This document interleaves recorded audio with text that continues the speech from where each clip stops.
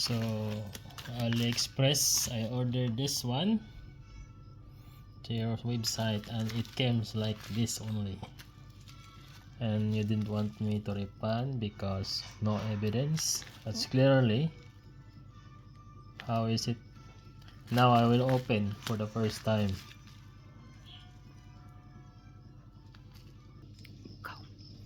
I'll open this one.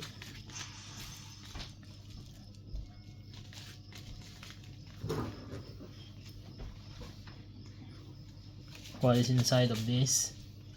We'll see what's inside of this.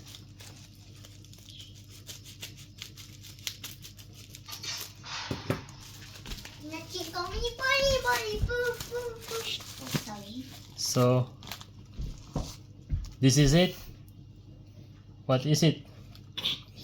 A piece of nut. Oh, how do you say that? I ordered this one and it came like this.